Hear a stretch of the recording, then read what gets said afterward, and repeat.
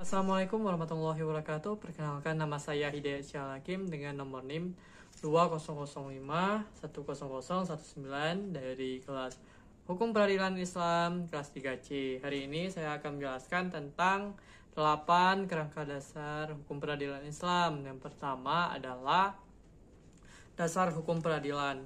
Peradilan dalam bahasa Arab disebut al-qada dan bahasa Belanda disebut Rechtspraak, dan hakim tersendiri disebut dengan al-qadi. Tugas hakim yaitu menerima, memeriksa, mengadili, dan memutuskan suatu putusan hakim yang seadil-adilnya.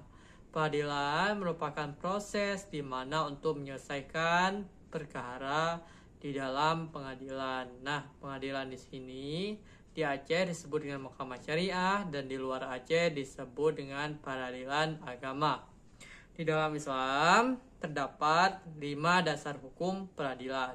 Yang pertama adalah Al-Quran, yang kedua adalah hadis dan sunnah, yang ketiga adalah ijma, yang keempat adalah qiyas, dan yang kelima adalah ijtihad.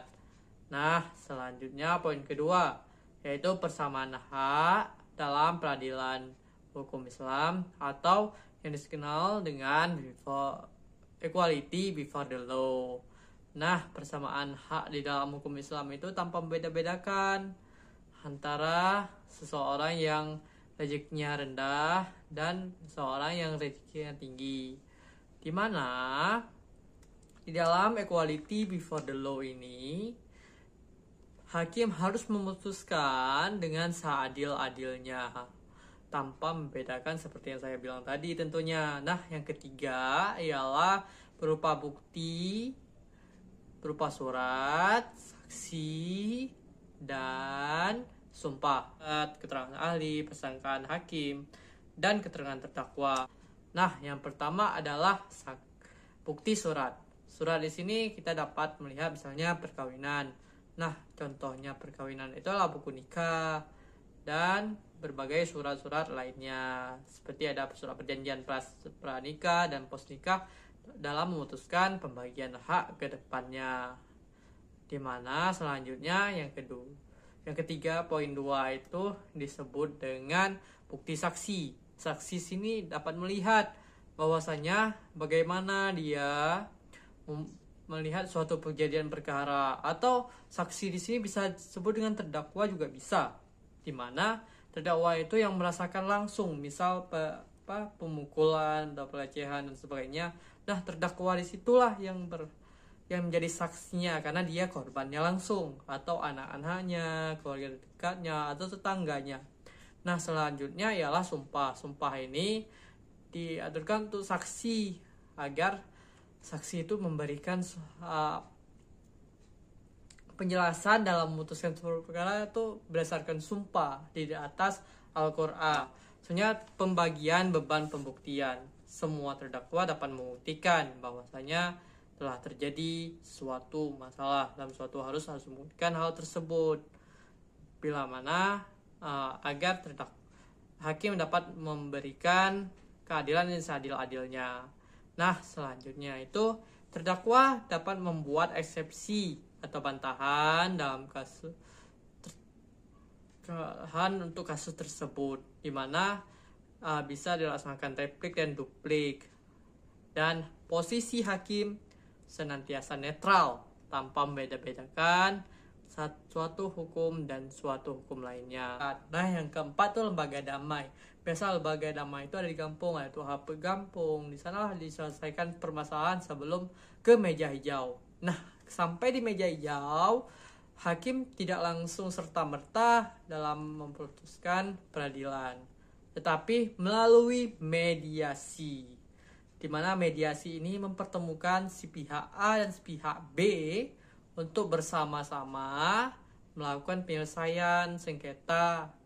Bila mana tidak terjadi penyelesaian sengketa, maka hakim dapat melanjutkan ke proses persidangan peradilan. Nah, selanjutnya adalah penundaan persidangan atau asas praduga tak bersalah. Nah, asas praduga tak bersalah di sini di mana terdakwa itu tidak bersalah selama hakim belum memutuskan perkara, tetapi dia tetap mempunyai hak dan kewajibannya yang dapat sama di mata hukum, seperti tadi pada poin kedua. Nah, selanjutnya ialah yang ke-6 itu adalah memperbaiki keputusan hakim. Hakim juga manusia, tidak luput tentunya dari kesalahan.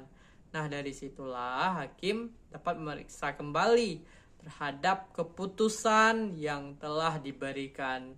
Adapun upaya selanjutnya dapat melakukan banding dan kasasi. Nah, selanjutnya yang ke-7 ialah berlaku adil dan berkekuatan sumpah. Hakim di sini haruslah berlaku adil. Kenapa? Hakim dapat menjadi orang tengah tanpa memihak yang satu dengan yang lain dan mempertimbangkan hukum-hukum yang ada di masyarakat. Seperti di Aceh itu ada kanun ginaya dan beberapa peraturan UU PA lainnya. Selanjutnya ialah kewajiban mempelajari hukum yang berjalan dan melakukan penalaran yang logis. Nah, seperti yang kita jelaskan di dalam hukum Islam itu ada namanya qiyas.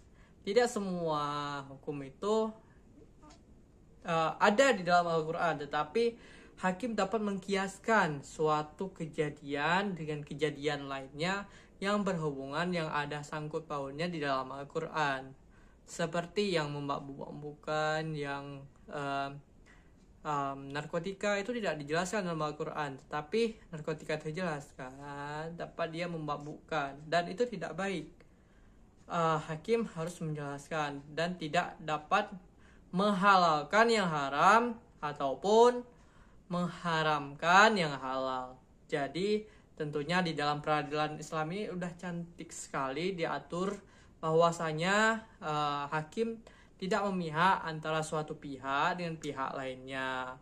Mungkin cukup sekian penjelasan hukum peradilan Islam dalam kerangka peradilan Islam. Lebih dan kurang saya mohon maaf. Wabillahi taufiq wa hidayah. Wassalamualaikum warahmatullahi wabarakatuh.